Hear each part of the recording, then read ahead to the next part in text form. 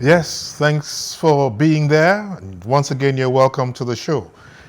It is totally dedicated to the family, like we say, and today we focus on sex and sexuality with the younger ones in mind, and of course, with the older ones in focus.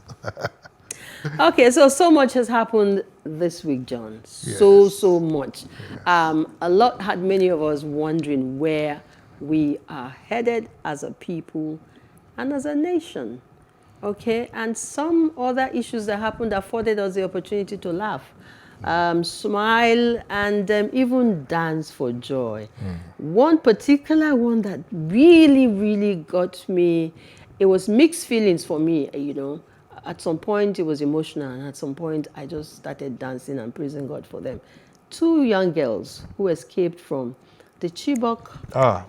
Yeah. Yeah? 7 years ago. 7 years ago, they found their ways into the U.S. And today, and they're celebrities all over graduates. the world. Yeah. Yeah, the graduates. And they have spoken English. I mean, they were like completely transformed. Really? You will not believe they have those village girls from a village Chibok secondary school.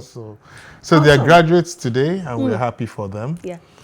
I think I'd like to talk about the Okada ban in Lagos. Okada saga. And of course, Lagos State government crushed just a few days ago, yesterday or so, 2,000 taxi motorcycles, otherwise known as Okada. Wow. And we hear that the figure has risen to about 5,000 crushed now. Well, I will also say that I have mixed feelings about that. Rather than crush these bikes, couldn't they have done something else, something less? No, the major challenge we have in this country is lack of implementation. I was saying to me that if a state governor, for a lot of good reasons, because we had so many incidences of Okada guys, at the slightest provocation. No, Helen, that's not the point. That's not the point. The point I'm making is that these 5,000 Okada bikes have engines.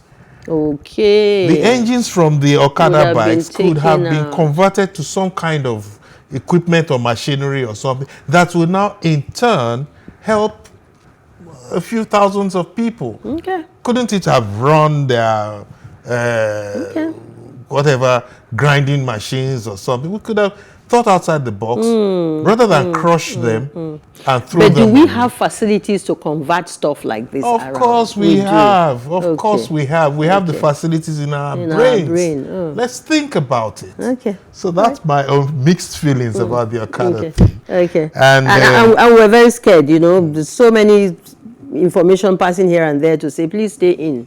Stay put in your homes. Don't come out on this date, because the Okada guys are ready for it. But thankfully, that's expected. And I'd also like to talk about my colleague, Kunle Adeyanju, the rider, the Lion Heart, they call him. He rode his bike all the way from London to Lagos. He arrived last Sunday and we received him.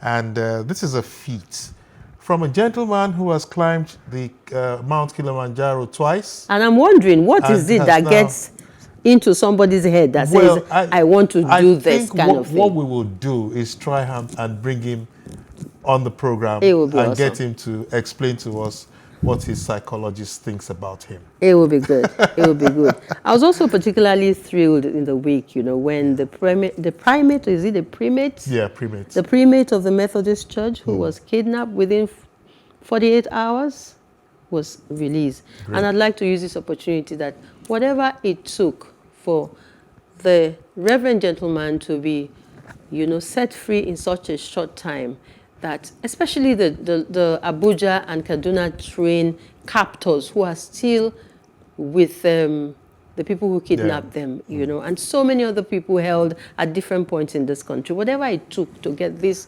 Reverend gentleman out in that short time, please let us do it, because we really can't imagine the trauma and the difficulties that people are facing, children, women, in the various forests of this country. Yeah, so let me put a smile on your face now. Thank you. Let's talk sex and sexuality. We have our guest in the studio. studio. You're a bad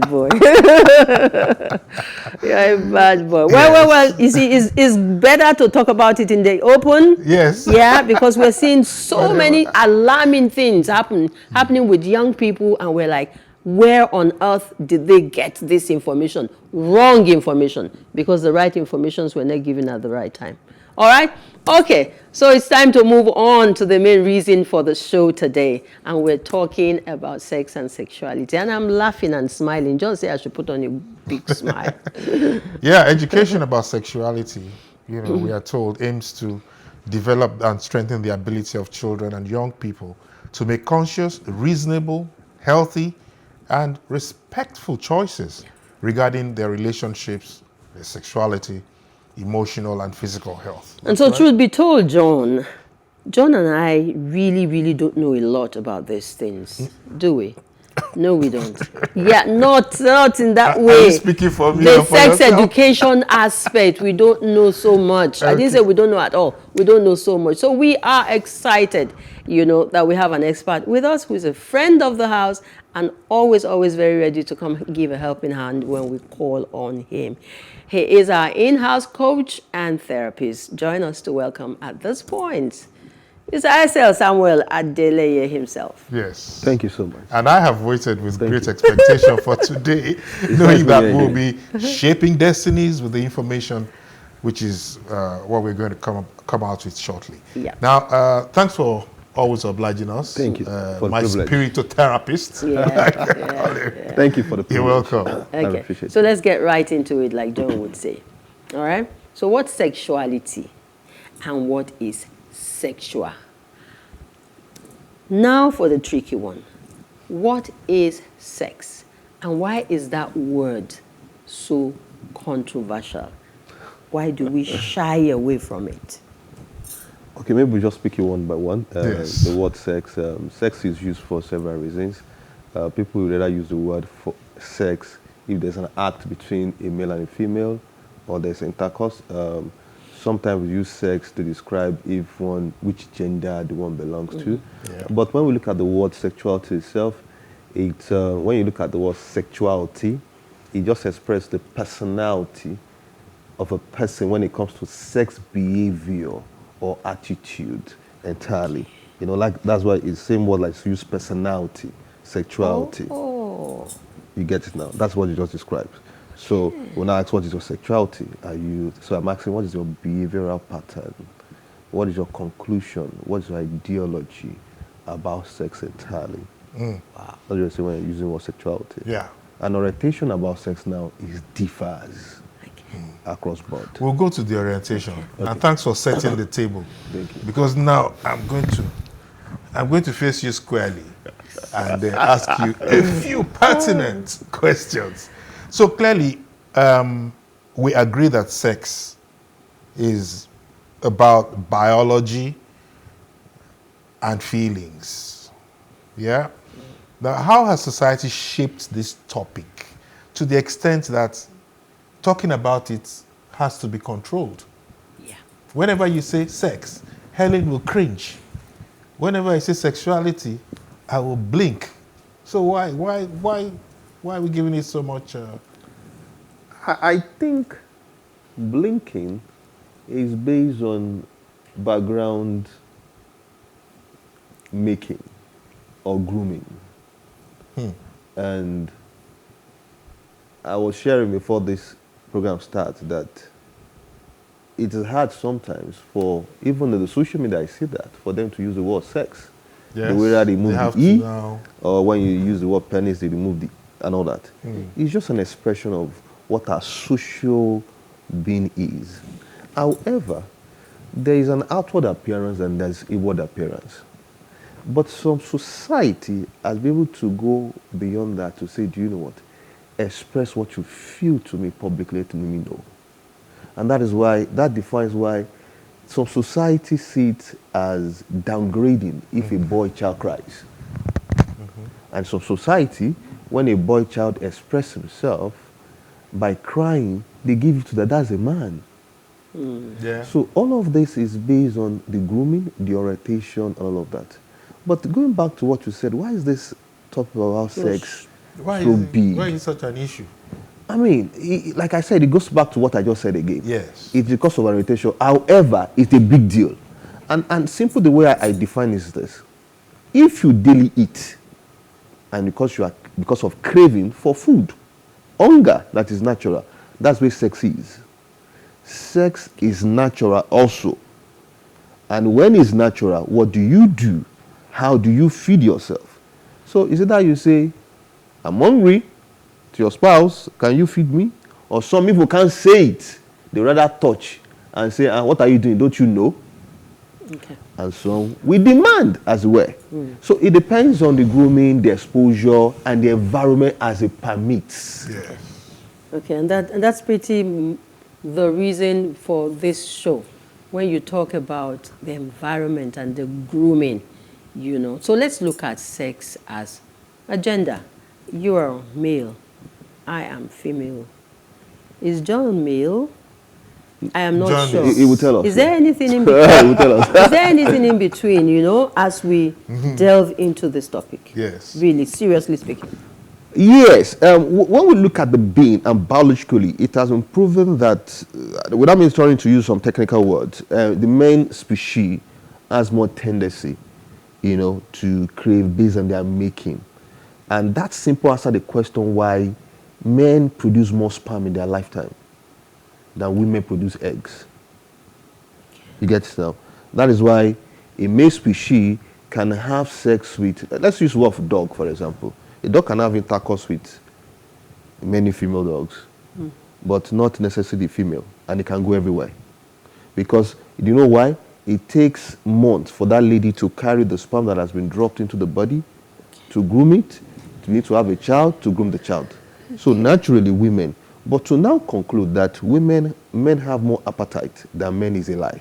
Sometimes biologically has not been proven. Sometimes, some cases, like you have seen in marriage, some women have higher libido than the husband. Okay. And I think that question really was seeking for Is there any other some option? kind of, because if I get you right, you asked that we have male And female. we have female. Normal. Do we have Anything other else? variants? Oh yes, Yes. There are a lot of variants when it comes to Yes. how some people define their own gender. Okay. Yes. Now that's we are going to gender now. Gender. Now, yes, and in some advanced country, they have also even make the gender role when they are filling the form for you to specify which one you belong. So or which one. What are the other options? Oh, they are bisexual, they are different one, and it's involving every day. So right now what they also now do is that they put the gender place, just define yourself, and even if you are not in any of the option, just call yourself. Even or leave it blank. physically? Physically, that's what it is. Physically we have Yes. options. The one we have options. Okay. Which is showing, sometimes you see what you call the male figure, and you're asking is it a male or a female? Yes. You see sometimes female, you are calling if and all that. Yeah, So I'm sure that's, the word is involving when it comes to that. It has no end, in that regard. So that's why the advanced country is making it open to just feel what you think you are. Wow. And that's the advanced countries. I don't know what you mean by advanced. No. In advance in the sense that they are more liberal, not in Africa. What I mean, I use the word advanced not to derogate Africa. Yeah, I just because our culture also is our culture. We are advanced. You get it now, and we're advanced in our own way, depending on what. But that's what the word calls it. All right. So Okay. can we move in? Yeah, go on. Yeah, no, you go ahead. Yeah, let's move in a little deeper. Because gender is often linked with certain differences in our, the way we are. You're wired up. Wired, yeah. Could you explain to us, the various stratifications of gender? Okay, by the standard, I'm going to use the standard here, which we know male and female more. Once the female, when it's born, begin to show that she has a V, what they call the vagina, they begin to classify as a female. So what the hospital do instantly is to feel female. Or sometimes the X-ray report, when a child is taken in, already reveals which sex, biological sex, they belong. On that basis, we classify. But what we are beginning to see also is that the generation it are growing what they see physically, and somebody can see a penis and say, no, do I see a penis? Biologically, I feel I have a feminine behavior or feminine trait. And for that reason, he said, no, I don't think I am, based on what I feel, and I feel connected to this particular gender. And they are now, in some place, they have the right to say this is the gender they call themselves, and go into even the level of trying to correct their body, which now affect their hormones. Because it's important that we state all of this. Because quite frankly, the topic for today is to allow us to look at what does a man want? What does a woman need when we talk about sex and sexuality? So, good thing you've laid that straight. We'll dive into it. Okay. So, it's about sex and sexuality. It's about male and female and whatever it is that is in between. It's about the young and the adult. It's about humanity. And you touched a little bit on the expression. Now, the issue of sex and sexuality has, maybe because a lot of people don't know a lot about it, there's been a lot of problem. We've heard several issues of a father abusing a daughter, neighbors at young as 3 years, 10 months and all of that. And I'm beginning to ask myself, looking at sex and sexuality, what is happening in the process of this? What is it that makes this happen? You see, feeling and expression. You see, a lot go into that because you have touched in several places. You have touched about sex abuse, you have talked about healthy sex, you have spoken about children when it comes to sex, and adults when it comes to sex. But see, one thing that is key about sex, and we need to first accept, is biologically, we are a sexual being biologically. So naturally, when a boy wakes up, a boy child, he gets to a particular age, he has an erected penis. You get it now? When it comes by nature, he will begin to produce some level of semen. He will see it by himself. When a girl child also grows to a particular stage, she begins to feel a urge, and she begins to say she wants to have a crotch, or she wants to kiss, or a hug, or a kind of sexual hug, not the one that the father is giving. Okay. So biologically, we are made to be so in that regard, okay, as human beings. However, there are extreme cases where, which one you spoke about sex abuse, why a father sleeps with his own child, for example, a nanny can sodomize a boy child, in that regard and all of that. Then at that point, you discover that it's beyond the humanity, it's taking advantage of the other person. Now, in that place, we now look deeper. Why does this thing happen? One of it sometimes is, it could be also based on abuse most times. One of the things I've discovered in my line of work is those who are sexually abused, most times, if not 80% of them, as I've observed, sexually abuse others also. Did you get this now? So there's a repeat. You know why? It is more of their sexual education and enhancement. So, okay, I will explain what that means. Let me go into that.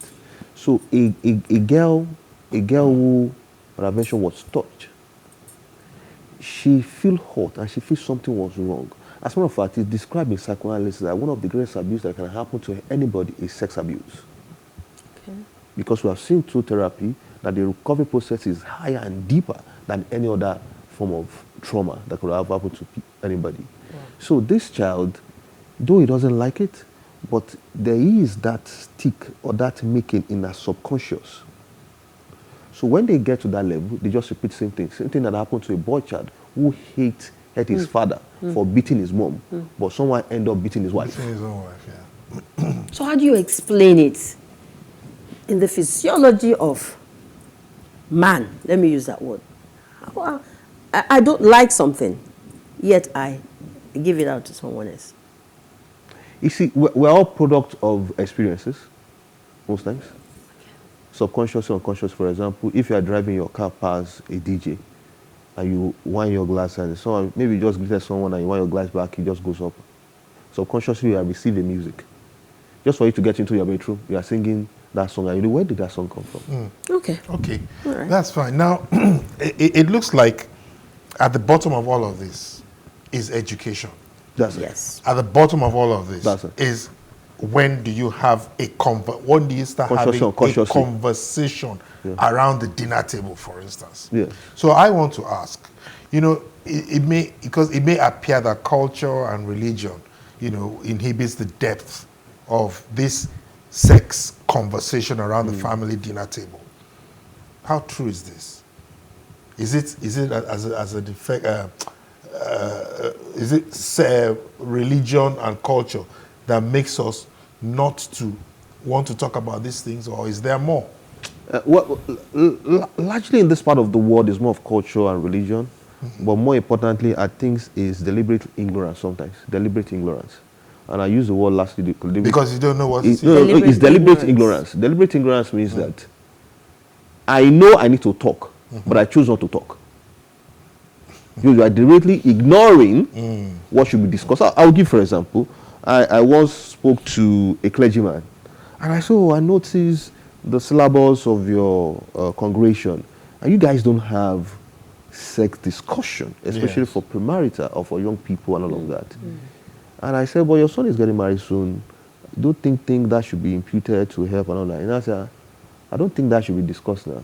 When they get there, we'll know where he needs to learn on and the job. how we need to do it himself. Yeah. That's deliberate ignorance, and that's more. Reason why parents don't tell their children, who was the first guy who made love to you?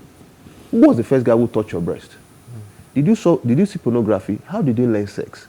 Now, until we advance beyond that, to be able to converse that, it's like we want to talk about nutrition or balanced diet, for example. Okay. And there is also now age appropriate when it needs to be discussed. Now, the challenge parents are now facing is this. If you are not swift in discussing sex, they will learn from somebody. Because they also want to learn. Like they want to eat. So if you don't provide food for your children, for example, they will go outside to your next neighbor or to Buka and eat. So I think we need to rise above this culture, religious device. And unfortunately, the same people are not happy. I take cases and is unsaid, and you can't give how many records of people who are not happy. Though they are happy that they are married to the person they are married to, but they are not happy about their sex life, and they can't talk about and it. That's where we're going. That's where we're going now. So we have established the fact that these things need to be told. Yes. You know, from the younger age, this information should be out there. Yes. But then, unfortunately, it's not out there, and we have lots of problems, even with married couples.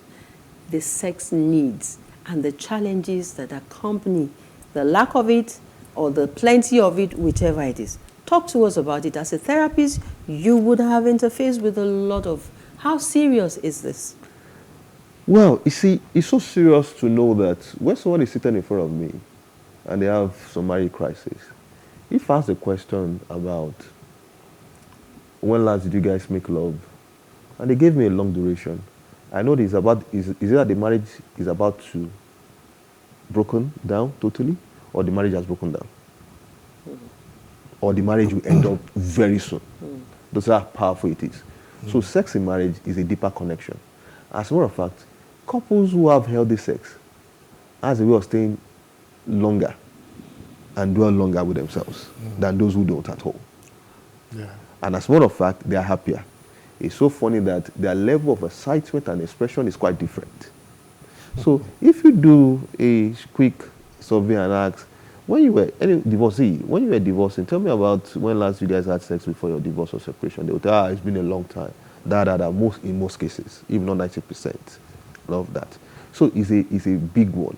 Now that also give a question to ask, what kind of sex were they having? Was it healthy or not healthy? It depends on the both parties to answer the question, because I do say when it comes to sex, both of you are like clients and customers. You have to serve each other. So the question is, what's your client saying about the service? What service are you also giving your client? So they are the one that marks themselves of that curriculum and exam. Wow. Okay. So that is how it concerns married couples. The needs of the man, the needs of the woman. That's quite interesting. But now let me go back a bit. The issue of sex itself, the act of sex itself. Sometimes they tell you that you should be ready for it. When is anyone ready? When is the starting point? When would you advise that people should start? You know, when you asked that question, I saw the eyes of the only one beautiful lady we have here went up. Yes, she's always doing that. You know, because when it comes to sex, yes, it has been proven that women get ready for sex most times. Earlier. They get ready inside and they prepare towards sex. No, in terms of age. No, in terms of the act. It's the act itself. Okay, You're asking the question of act now. Yeah. Okay. You get it now. When it comes to I gender. actually meant I was going to relate it to age. The age. When it comes to age, well, the hormone and our biological body function differently. Research has proven that some people reach orgasm in their 50s. That's the first time they reach orgasm. And sometimes peak. I mean, a 50-something years old guy was telling me now that my hormone is higher than before. And some also research has proven that some people, when they got to menopause, female, that's when the cravings start. Some in their 40s, some in their 30s. So it depends on the way your body is designed. The same way you see a 60-year-old man who is looking very young, and you have a 40-year-old man who is looking older. So, but more importantly also, their experience over the time also affect all of that. And also in it also going downward, hormones. Sometimes some medical issues also affect all of that, you know, and most importantly, even the marriage itself enhance or reduce the interest also for sex. So when you're ready, you're ready. I mean, that's why you see that answer the question where the secular will sometimes condemn those who have extramarital affair. Okay. And for us who are professional, we try to dig deeper. What is wrong here? And the woman said, you know what? Sex doesn't appeal to me again. As a matter of fact, maybe she's the one that in her early 50s, she started having a grandchild and she will go for homogo and all of that. And for homogo for her is an opportunity for her to run away from that man because this guy always wants me around for sex. But this guy have to, because it has been proven that sex itself is enhancing for the mental health and other well-being of a man. Okay. You get it now? So this guy finds his way to express himself. And the world says, you are nonsense. Or the woman, also in that case, and the society say, how dare you? In our society, you're a woman, you are finding another solution. So it therefore then important, going back to what we said before, that both couples need to really dig deep on this topic before even I say I do. And right when they say I do, they need to dig deep, because I've seen and I've had cases where marriage has to break down totally just because of lack of sex. Okay. When you were answering my last question, you talked about healthy sex, and that a lot of the marriages that are breaking down or have broken down can be traced to, challenges with healthy sex. We are in an environment where so much is happening. The man goes, and the woman goes, and the children come with their own baggage. Now, the need to have this conversation that will take us to the place of healthy, having healthy sex and living a better life as a family, because it's a family show. Normally, I won't be found talking about this, but if it's something that would, help family at this point in time, yes, we should. So, how do we get to have this conversation, the man and the woman? You just talk now, premarital, It's unheard of. People just jump into it. It's not normal that you want to marry, you go and look for someone like you to begin to talk to you about what would happen after, or when you are in a marriage and everything seems to be going rosy, that how do we situate this very important aspect to have a conversation that is healthy and will help us find ourselves and meet the needs of one another? Thank you for that question. I will lay it in different layers. Number one, lots of people need to first understand and unveil the word sex first. Okay? It's like when you say health. what is health first? Understanding of sex now helps. Like when you're talking about money, a lot of people are not rich, not because they don't desire to be rich, because they don't even know money. They just say I don't have money. They just see paper. So first is to demystify the myth when understanding it, and to understand the benefit of sex first. First, that is clear, right? Like you know the use of your car and all of that. That is first clear. Now, what you now have an understanding of, you can now begin to place premium or value on as regards to you and your family system. Wow. Okay? Sure. So that's the second layer. On that basis, people now understand the value and the necessity and the benefit to them. I'll give, for example, it pains me when I sit on the table and the couple on the other side, and they choose not to have sex with themselves based on differences. And I look at them and I say, do you know what you guys understand, what you are missing? Sometimes they don't even understand what they are missing, because suddenly you see that the lady is depressed, she has anxiety, she has a lot of fears. Do you know what? It's based on sex. Let me shock you this. I have noticed this, that most couples who go off sex for a number of time begin to have some level of depression. Very connected. Especially the female figure, yeah.